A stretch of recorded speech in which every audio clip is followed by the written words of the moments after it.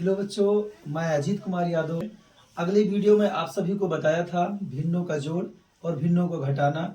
आज आइए मैं उससे आगे बताता हूँ। अगर पसंद आएगी तो मेरे वीडियो को लाइक करना और सब्सक्राइब करना। आइए देखते हैं। आज हम इस वीडियो में बताने वाले हैं सबसे पहले भिन्नों का गुणा। भिन्नों का गुणा कैसे होगा? जैसे देखिए लिखा है 3/4 गुणे 5/6। अब इसको हम कैसे सॉल्व करते हैं? तो इसको सबसे पहले हम लिखते हैं हल। इसको कैसे सॉल्व करेंगे, इसको पढ़ेंगे क्या? 3/4 गुणे 5/6। अब ये क्या लिखा है, हम अंश अंश का गुणा कर देंगे और हर हर में गुणा कर देते हैं। जैसे 3×5 = 15, कितना हो जाएगा? 15 और 4×6 = 24। आप चाहें तो यही पर आंसर लिखें, या अगर और इसको सॉल्व करना है तो काट सकते हैं। जैसे 3×5 = 15 और 3×8 = 24। इसका जो आंसर होगा वो हमारा होगा 5/8। यही हमारा क्या हो जाएगा? आंसर। आइए हम आप सभी को एक और सवाल बता देते हैं। जैसे लिखते हैं 2/3 गुणे 4/6। अब इसका क्या होगा? आइए, अगर ये सवाल समझ गए हैं तो आप हेल्प करिए मेरा लगाने में। जैसे कैसे होगा? 4 दूनी क्या होगा? अंश अंश का गुणा करिए 8 और 6 3 कितना होगा? 18। आप समझ सकते हैं कि ये भी क्या कट रहा है। तो कैसे कटेगा? जिस पहाड़े में ऊपर कटेगा उसी पहाड़े से नीचे वाला कटेगा। जैसे कटेगा 2 चौक 8 और 2 9 18, कितना बच जाएगा? 4/9। हम समझ रहे होंगे कि आप भिन्नों का गुणा सीख गए होंगे। ऐसे आपका भिन्नों का गुणा लग जाएगा। अब आइए चलते हैं, हम सिखाते हैं भिन्नों का भाग। हम अब बताते हैं आप सभी को भिन्नों का भाग। आइए भिन्नों का भाग कैसे लगाते हैं। देखिए ये लिखा है 3/4 गुणे 5/2। आपको ये भाग है लगा है, तो सबसे पहले इसको कैसे सॉल्व करेंगे? इसको सॉल्व करने की क्या तरीका है? लिखेंगे हम हल। हल लिखे, उसके बाद में हम लिखेंगे 3/4। यहाँ पर क्या करेंगे? यहाँ पर बच्चे गलती कर देते हैं। सबसे पहले इसको क्या करेंगे? ये भाग है, भाग को हम क्या लगाएंगे? गुणे का चिन्ह लगाएंगे और इसको क्या कर देंगे? पलट देंगे। ये लिखा है 5/2, इसको लिख देंगे 2/5। यानी हर को अंश और अंश को हर कर देंगे।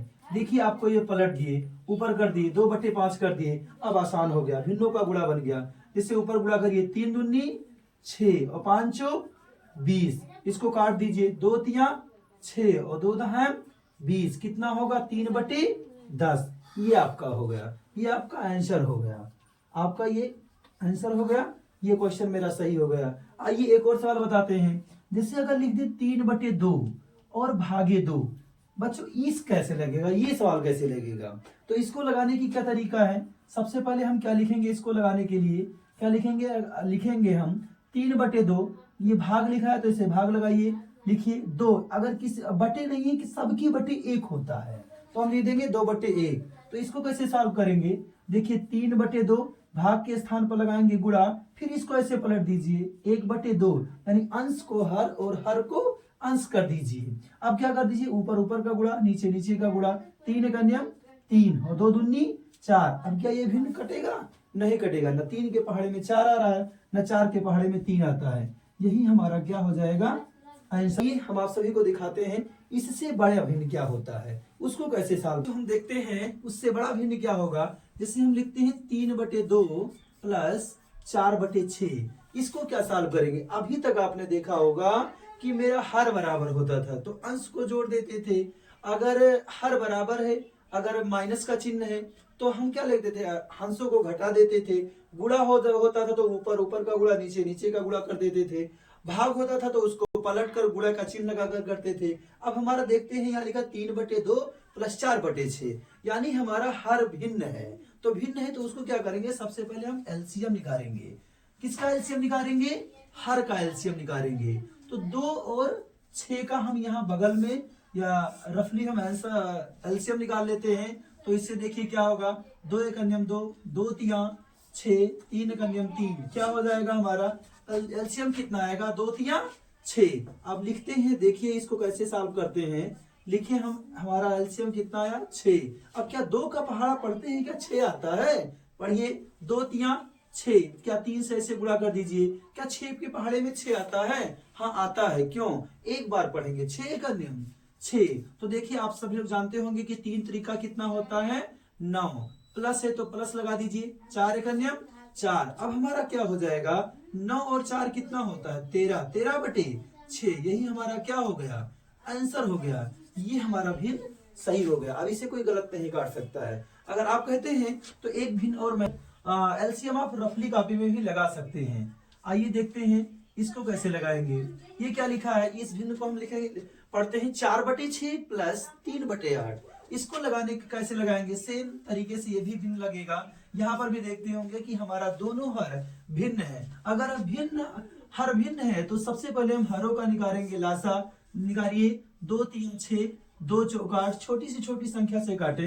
फिर देखिए 2 3 से नहीं कटेगा, 2 3 से नहीं कटेगा, आएगा यहाँ पर 2 दूनी 4, फिर 2 से 3 नहीं कटेगा, 3 ऐसे उतार दीजिए, 2 एक नियम 2, फिर 3 एक नियम 3, क्या हो जाएगा 2 दूनी 4 दूनी 8 3 24, यानी 6 और 8 का लासा निकालेंगे तो कितना आ जाएगा 24। बार बार आपको निकालना नहीं, एक बार निकाल लीजिए, याद है आप जरूर से वैसे लिख दीजिए।